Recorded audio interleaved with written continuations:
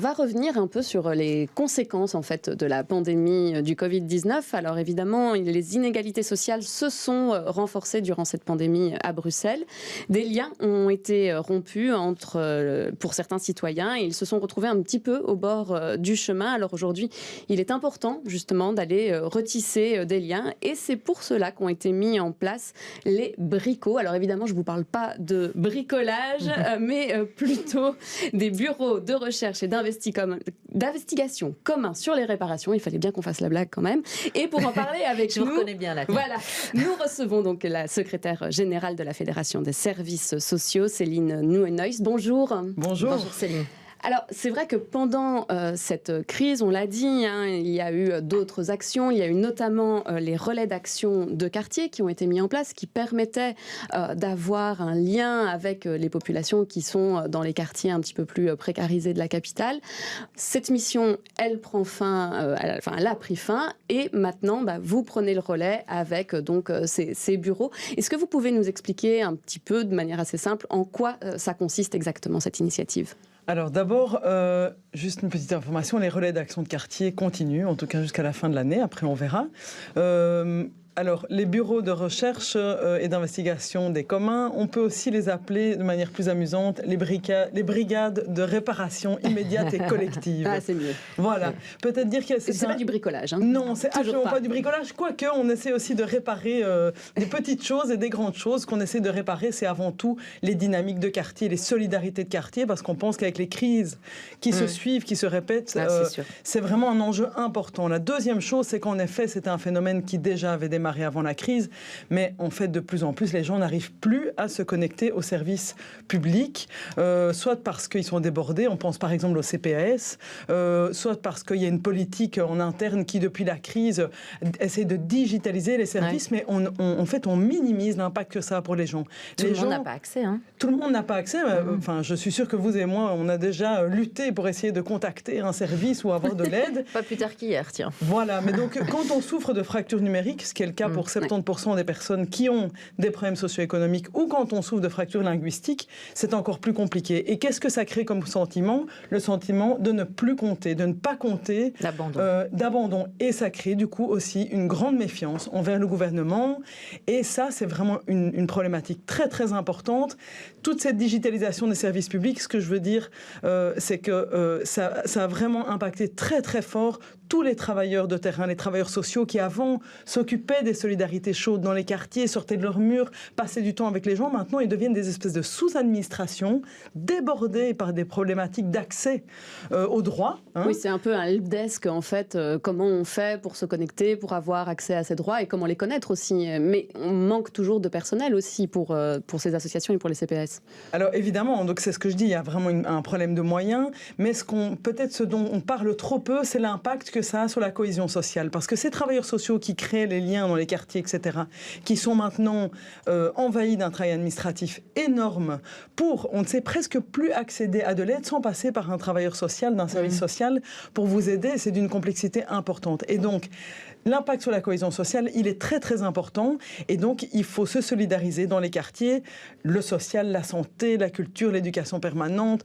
toutes ces forces vives qui sont là, elles n'y arrivent plus toutes seules. Et donc le projet des bricots, c'est vraiment de rassembler ces forces vives et d'une manière un peu décalée, de s'installer dans un lieu généralement abandonné du quartier, qu'on redécore, qu'on essaie vraiment de recréer de l'émerveillement. Et pendant 3 journées, on sert à manger, à boire à longueur de journée. On est vraiment en prenant le soin justement de cette qualité de l'accueil qui n'est pas toujours au rendez-vous quand on s'adresse à des publics précaires dans des quartiers très, très abandonnés par les pouvoirs publics parfois. C'est quel quartier alors par exemple là ? Qu'est-ce que vous avez déjà fait concrètement comme action Alors on a travaillé dans des sociétés, enfin des espaces où il y a des logements sociaux à Scarbeck, on a été près de la gare du Nord, on a été dans une partie dans les Marolles, on a été à Nessens, on a été à Berchem-Saint-Agathe, on a été à Kuckelberg. En fait, on identifie vraiment avec les communes les quartiers qui sont les plus abandonnés quelque part et où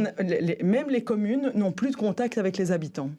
Et comment ça se fait qu'on en est arrivé là, qu'il n'y ait vraiment plus aucun contact ? Parce que dans les quartiers que vous citez, on a quand même l'impression que souvent ça fait l'objet de contrats de quartier, de rénovation, qu'il y a quand même des projets, qu'il y a les Marolles, qu'il y a quand même un tissu associatif qui est assez dense.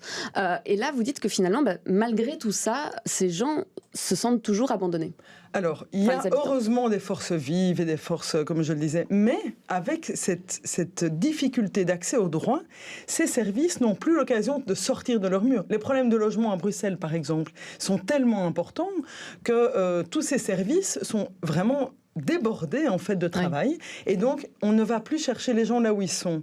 Et vous savez, quand vous êtes nouveau dans un quartier et que vous avez des difficultés de langue, etc., vous ne connaissez pas toujours en fait ces services. Et les bricots permettent aussi, parce que généralement on propose à tous ces services de venir, de sortir de leur mur, de se présenter, et en fait c'est là aussi que les habitants découvrent que des réparations, comme on dit, le problème avec leurs jeunes en décrochage scolaire, le problème de propreté dans le quartier, il y a toute une série d'aides qui existent, mais en fait, ils ne sont plus en contact avec ces aides. Comment est-ce qu'ils peuvent vous contacter, du coup, concrètement, ces personnes qui arrivent dans ce quartier?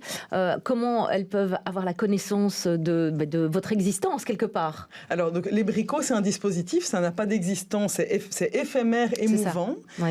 Mais alors, itinérant aussi. C'est itinérant, mais ce qui est très important, c'est qu'on met énormément d'énergie avec notre crieur, qui, en fait, les jours qui précèdent et le matin même de démarrage du bricot, va sonner à la porte des gens du quartier. Donc on travaille sur des quartiers assez restreints. Et il faut savoir que donc, le bricot est éphémère, mais avec tous les habitants qu'on a rencontrés et les associations, on se remet d'accord sur quelles sont les réparations prioritaires. Ça peut être la dératisation de la tour de logement, remettre des poubelles, trouver un espace pour les jeunes. Enfin, ça va vraiment un peu dans tous les sens. On voit, tiens, qui peut prendre quoi en charge. Et ce groupe, en fait, et d'habitants et d'associations, devient, en fait, un relais de proximité. Un bureau des réparations, ensemble. Et alors, on fait le suivi. Et donc, quand il y a une réparation qui est faite ou qui va être faite, on fait ce qu'on appelle de la communication pauvre, tout le contraire des QR codes. Et donc, on met des affiches dans la rue en disant, ici, la poubelle va être réparée. Mais donc, les réparations sont une excuse aussi pour d'abord que les gens sachent que ce qu'ils ont à dire sur leur quartier compte au moins pour quelqu'un, et que ça va donner un effet réel. Il existe énormément de dispositifs où on écoute ce que les gens ont à dire. Mais souvent, et assez rarement, il y a de l'action qui suit. Ici, c'est vraiment l'idée de dire, on part des réparations, parce que s'il n'y a pas de réparation, les gens ont l'impression de parler dans le vide depuis des années, et ça renforce ces dynamiques où on a l'impression de ne pas compter. Oui, d'exclusion. Et comment les communes vous reçoivent d'ailleurs? Parce que du coup, vous leur ouvrez un peu les yeux, si je puis dire, et vous leur montrez les points noirs de leur commune et de ces quartiers-là. Alors, vous travaillez ensemble. Alors les communes sont souvent tout à fait conscientes de leurs points noirs. Elles manquent aussi parfois de personnel pour pouvoir aller justement vers les personnes. Donc généralement, on est vraiment bien accueillis. On sollicite aussi beaucoup la commune pour qu'elle nous raconte son quartier. On fait vraiment appel aux expertises. On fait une marche exploratoire avec tous les acteurs du quartier, celui qui travaille la propreté, le service des travaux de la commune, parfois les policiers. C'est vraiment un grand mélange qui nous permet de vraiment s'appuyer sur ce que eux aussi voient du quartier. Et après, ils disparaissent. Et nous, on se met en contact avec les habitants qui ne nous connaissent pas. Et du coup, il y a une curiosité qui s'installe. Et le repas est vraiment une occasion, une excuse. Il existe en fait très très peu de lieux aujourd'hui communs dans les quartiers qui appartiennent à personne et à tout le monde. Vous pouvez passer la porte, vous asseoir, boire un café, manger quelque chose, sans qu'on vous demande une carte, un papier, un formulaire à remplir. Et après, quand vous allez dire à l'échevin de la propreté, là il faut une poubelle, là il faudrait faire ceci, là il faudrait faire cela, on vous accueille de manière positive et on vous dit oui, en fait on a les fonds ou on a le matériel au dépôt communal et on va le faire dans les 2 jours. Mais donc nous on n'est pas là pour donner des ordres, mais généralement on se rend compte qu'en fait les gens sont très très preneurs aussi d'avoir un regard un peu tiers, un regard extérieur. Parfois ils sont déjà au courant, ils peuvent du coup expliquer aux habitants quels sont les freins qu'ils rencontrent. Et rien que ça, c'est déjà une étape de dire en fait si on n'a pas encore dératisé ces tours de logements sociaux, c'est pour ça. Et alors aussi parfois des associations disent mais en fait nous on peut venir en aide là-dessus. Et puis il y a des associations comme Les Bétons qui font des réparations immédiates dans les quartiers et qui disent nous en fait ce pavé là on peut le réparer, il manque un banc, et bien en attendant que la commune puisse en mettre un, on peut le faire. Et donc c'est vraiment vraiment une idée de collaborer et pas de se faire la leçon, parce que les enjeux sont gigantesques, la démocratie est en péril, et il y a vraiment, vraiment une importance de se serrer les coudes et pas de se faire la leçon, parce que franchement, on se rend compte que réparer ces quartiers, réparer ces dynamiques des quartiers, c'est pas facile, mais on essaie de le faire de manière joyeuse, et c'est vraiment un très très beau projet. Vous êtes combien dans cette aventure? Alors on est là une petite équipe de 8 personnes, et c'est intéressant parce qu'on a des gens de la culture, on a des logisticiens, on a donc une équipe très diverse, on a un cuisinier, on a une équipe très diversifiée qui permet aussi d'appréhender la question sociale sans a priori et de manière très très différente. Et on a surtout des chercheurs intervenants qui récoltent la parole des gens. Là, du côté de la rue de Brabant, en 3 jours, on a récolté 60 témoignages de gens qui nous disent pour eux c'est quoi la priorité dans le quartier. Et en fait, on a peu l'occasion d'écouter les gens sur c'est quoi les priorités du quartier pour vous, et après de dire, eh bien, écoutez, avec ce que vous avez dit, on va voir qui peut prendre quoi en charge. Je trouve que ça crée vraiment quelque chose d'assez puissant, et pourtant, c'est assez simple comme dispositif. Oui, et puis le fait que vous restiez 3 jours, ça permet aussi du bouche à oreille, et donc du coup de faire venir d'autres gens. Vous allez en organiser en tout une quarantaine pendant toute la durée du projet. C'est un projet qui est financé par la COCOM ? Alors c'est un projet qui est financé par la COCOM. Comme on le disait, c'est vraiment une des causes importantes de la non-vaccination, mais la vaccination n'est qu'un élément de la santé publique. Hein. On a vu vraiment que c'est dans ces quartiers-là aussi que la vaccination a le moins pris, parce qu'en fait les gens se sentent, comme je dis, très peu en confiance avec le gouvernement. Et donc, en fait, c'est un projet qui travaille sur les questions de démocratie, de non-recours, même d'accès à l'alimentation saine, en fait, qui embrasse toute une série de problématiques, et surtout de recréer ces dynamiques de quartier qui vont être indispensables dans les crises qui nous attendent. Le prochain, il aura lieu où et quand ?